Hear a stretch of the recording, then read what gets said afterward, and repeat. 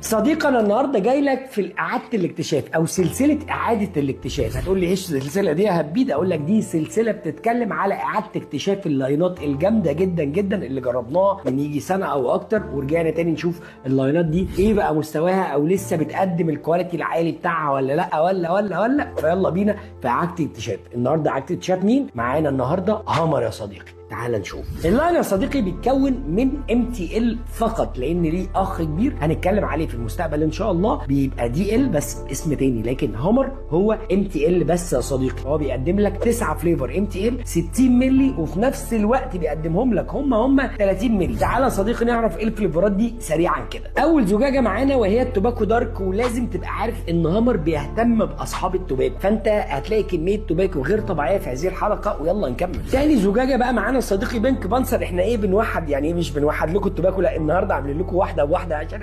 حلويات. ثالث زجاجه معانا صديقي وهي توباكو بسكويت كريم، يعني ريسبايه معروفه جدا والاصحاب المزاج العالي. رابع ريسبايه وهي الريسبايه اللي لازم تبقى موجوده في اي لاين سواء DL MTL سولت، لازم تبقى موجوده، وهي الايس مانجو او المانجو ايس، يعني لازم تبقى موجوده. وموردين التوباكو واللي بيحبوا التوباكو بيحبوا بالاخص السيجار، والناس الهارد كور هتلاقي هنا السيجار الكريم، بس ده مش الهارد كور بتاعهم، لا الهارد كور بتاعهم في ازازه ثانيه هقول لكم.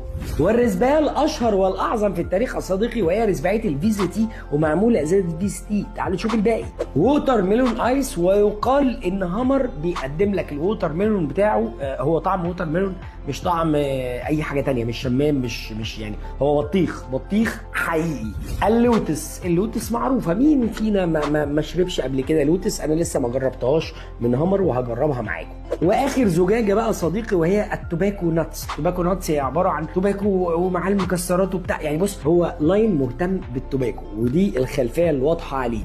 حاطط فاكهه والفاكهه بتاعته صريحه، مش عايز يبهدلك او يدخلك في حاجات كده فرعيه، لا هو بيقول لك انا بخاطب اتنين بتاع التوباكو، الراجل اللي شارب التوباكو الدارك او الميد او اللو، هو بيخدم على الثلاثه، وبيخدم برضو على اللي بيشربوا فاكهه صريحه طبيعيه، واللي بيحبوا طبعا البينك بانسر هيحبوا قوي البينك بانسر بتاعته لاني مجربها قبل كده. ابقوا معنا عشان اعاده الاكتشاف دي هتاخد لها وقت. سلام.